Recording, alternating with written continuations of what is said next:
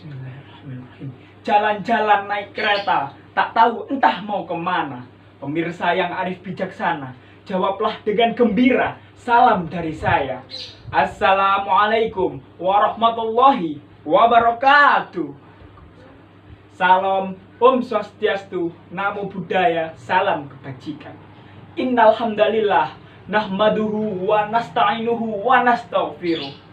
Puji syukur kehadirat Tuhan yang Maha Kuasa, Raja dari segala raja, Tuhannya alam semesta, yang telah menghamparkan dunia dari mulai ujung Eropa melewati Katulistiwa Nusantara sampai ke barat daya Mekah, dan juga telah memberikan rahmat dan hidayahnya kepada kita semua, sehingga kita dapat bertatap muka di tempat masing-masing dalam keadaan sehat walafiat. Salawat serta salam senantiasa terlimpah kepada Nabi Muhammad. Yang terhormat Bapak Ibu Dewan Juri, kakak-kakak panitia yang saya hormati, teman-teman seperjuangan yang saya banggakan, dan seluruh pemirsa dari Sabang sampai Merauke yang saya cintai. Perkenalkanlah, saya Daru Satrio Pramono dari PPI Madiun akan berdiri di depan pemirsa sekalian. Berdirinya saya di sini tidak seperti berdirinya patung Liberty yang membawa obor tanpa api. Tidak seperti berdirinya patung Liberty yang membawa buku tanpa isi. Tetapi berdirinya saya di sini adalah untuk menyampaikan sebuah pidato singkat berjudul Pendidikan untuk Pemuda untuk Memajukan Indonesia. Pemirsa yang berbahagia, Indonesia terdiri dari 18.000 pulau, 34 provinsi, di mana di setiap provinsinya, di setiap kabupatennya memiliki potensi-potensi dari sumber daya manusianya. Badan Pusat Statistik Nasional mengatakan 40% dari seluruh penduduk Indonesia adalah seorang pemuda. Pemuda memiliki potensi yang sangat besar.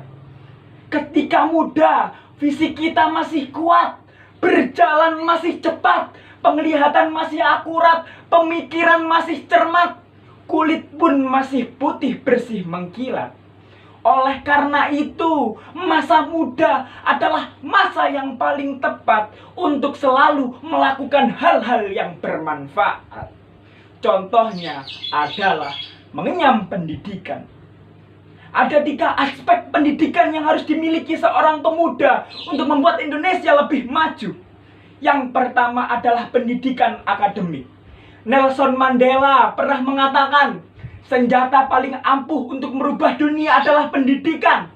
Oleh karena itu, pantas saja banyak sekali pemuda-pemuda kita yang belajar hingga tinggi, hingga ke luar negeri. Sesuai pepatah, tuntutlah ilmu sampai ke negeri Cina.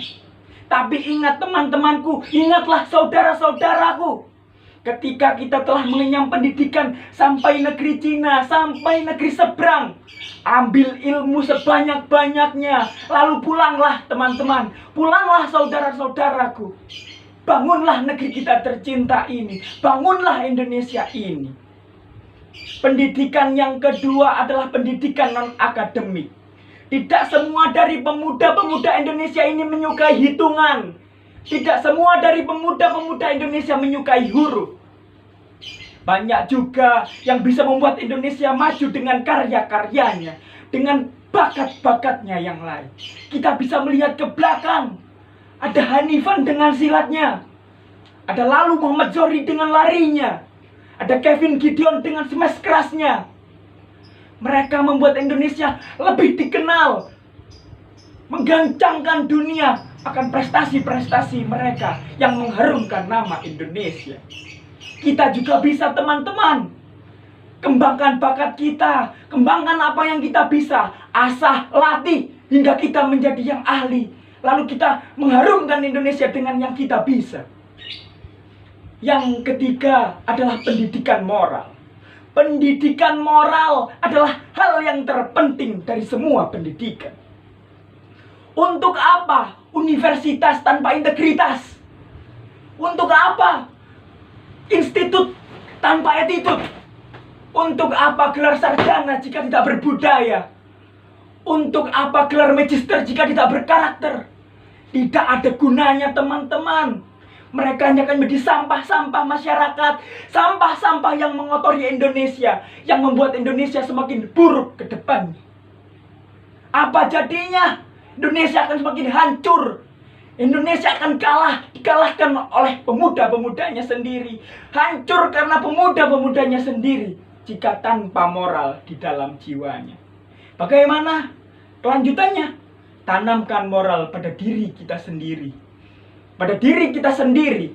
Jika sudah tertanam, maka sampaikan kepada lingkungan-lingkungan kita.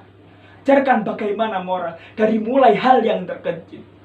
Seperti selalu berlaku jujur, menunduk apabila melewati orang tua, berkata sopan, dan hal lain sebagainya. Dengan begitu, maka akan tertanam moral pada diri kita. Dan tentunya kita akan berkembang menjadi pemuda yang memiliki akhlak yang baik. 3 hal tadi teman-teman, 3 pendidikan tadi sangat penting untuk pemuda Indonesia agar Indonesia lebih maju ke depannya. Pendidikan akademik, non-akademik, dan pendidikan moral. Pemirsa yang berbahagia, hanya sekian yang dapat saya sampaikan. Mohon maaf bila ada kesalahan yang saya perbuat. Hidup sendirian tanpa seorang kekasih. Cukup sekian dan terima kasih. Wassalamualaikum warahmatullahi wabarakatuh.